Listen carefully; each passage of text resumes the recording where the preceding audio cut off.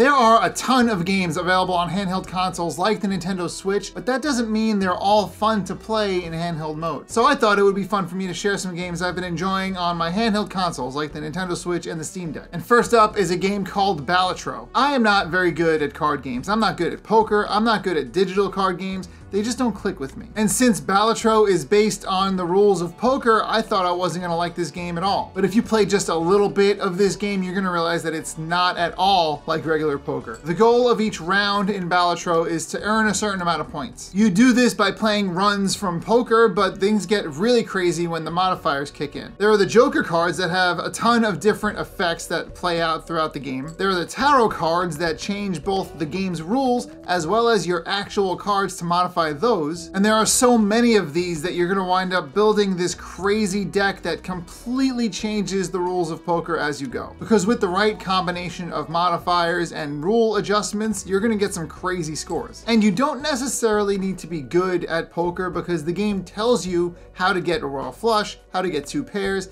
and it gives you all this information as you're playing because the hard part of Balatro is not the poker part. However, I have seen some people who are good at poker play Balatro and they think like a poker player still. They're thinking ahead, trying to get a certain hand, trying to influence their run so that they get more points. This is the more advanced version of Balatro, but me with a small poker brain, I was able to enjoy this game just the same. Because the real fun of this game is watching all of your multipliers add up and seeing all of the crazy points rack up as you go. And the game is very handheld friendly because it's turn-based and you don't have to rush to play your turn, so you can just put the game into sleep mode and walk away for a while. I would actually say that this game is better on handheld. Because if you're on a really good run and you've got a lot of good combinations happening, but then you have to step away, yeah, you can put your console to sleep, but something about having a card game on a handheld that can then be put to sleep just seems right. However you do wind up playing Balatro, just know that this is one of those games that pulls you in. I sat down to make the footage for this video, and before I knew it, I was playing for an hour and a half. It's wild.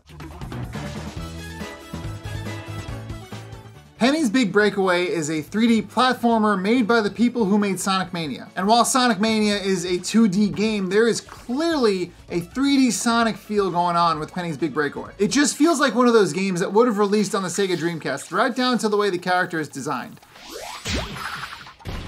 Penny's a professional yo-yo performer and her goal is to be the official royal yo-yo person for the king. But things go horribly wrong during her audition and now she's on the run from penguin police. And being on the run isn't just part of the story, it's also part of the gameplay because if you stay idle for too long, you're gonna get ambushed by a bunch of penguins. So the big thing in Penny's Big Breakaway is to keep moving, doing combos, getting through platform sections, and finding collectibles. The controls are very snappy, the graphics look modern, but are also clearly inspired by classic 3D platformers. And with the way levels are laid out, there's lots of little nooks and crannies and things to find, so you're encouraged to go back and get what you missed. Outside of the collectibles and the exploring, there's also side quests, because Penny still wants to make the world a better place even though she's on the run from the cops. But one thing I really enjoy about this game is that it encourages experimentation. You learn Penny's moves and you start thinking that I can do that jump in a different way. You start playing on your own rules, and that's, I think, the whole point here. The controls are easy to learn and difficult to master, but they're simple enough to be perfect for handheld play. And then you've got the upbeat music and the graphics. All in all, this is just a solid 3D platformer to have on any console.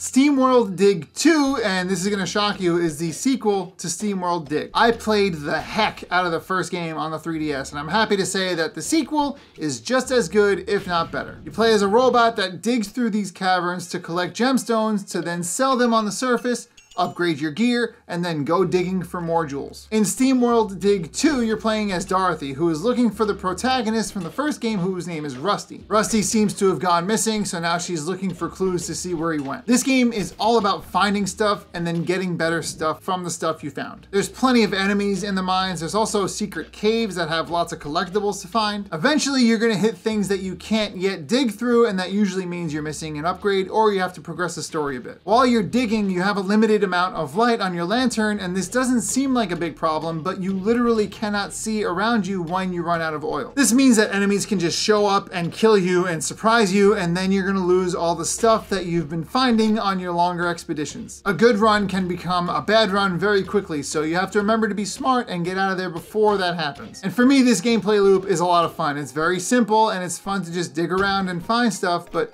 it's also very easy to put yourself in a bad spot. The art style is very unique and all the characters are like robots from the Wild West, which is fun. And I don't think you need to play the first game to enjoy the second game. What I would say is if you really like playing Steamworld Dig 2, then go back and try and play Steamworld Dig 1. The games are so similar that I don't think it's gonna feel like a downgrade if you play 1 after playing 2, so either way, you're in for a good time.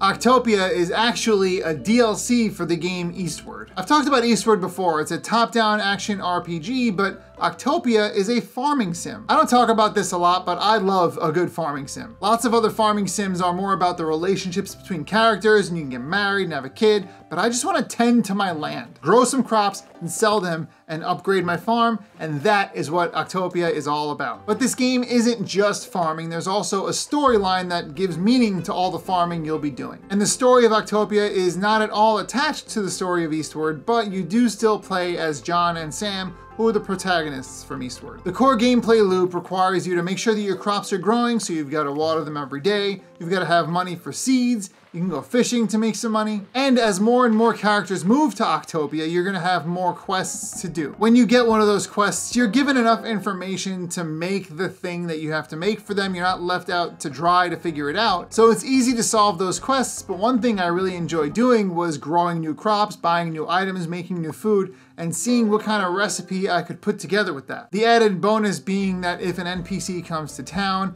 and they really want me to make them a certain kind of food, I already know how to make it. Octopia is such a simple and fun farming sim, and Eastward, which is the game you have to buy before you buy Octopia, is such a good game on its own that you should just play them both. Ultros is gorgeous. This game looks like a living painting. Ultros is a 2D action-adventure side-scroller inspired by Metroid and Castlevania, and I'm gonna do my best not to spoil too much about the story, so if I seem like I'm being vague, that's on purpose. You play as a character called the Gardener, and as they move through the world, they're finding new things to eat, which makes them get more experience points, and the abilities that you can unlock can improve your combat proficiency or make it more easy for you to traverse through the world. But the catch here is that at certain points of the story, your abilities get reset. At certain points, you're also going to find seeds which you then plant into the ground that will then affect the environment in a certain way. Different seeds have different effects. But the combat and the traversal are not the focus here. The game's aesthetic is the main event. Everything's bright colors and very gooey, and nothing really seems that solid. It's very cool. Bosses are weird and the environments themselves just seem alive. It is very easy to get lost in this game. Each area does have its own aesthetic, but things are so big and cavernous that I had to look at the map a few times. Good news there is that the map is very useful, so you won't have too much trouble getting around. So if you're on the market for a game that has unique aesthetics and looks really pretty, then you should absolutely play Ultros. So even though it's kind of a slow year for consoles like the Nintendo Switch, games like this remind me that there are so many games out there that are worth playing. So if there's a handheld game you've been playing, let me know in the comments. Not only does that help me, but it also helps somebody else who might not have heard of that game. Also, it's worth noting that I'm going to PAX East for the first time as media this year. I'm very, very excited. So if there's something you want me to check out at PAX East, you have to let me know. Because I've got my list, but I also want to know what you want to learn about from PAX East. Let me know about that in the comments as well. And in the meantime, thank you very much for watching my video, and I will see you in the next one.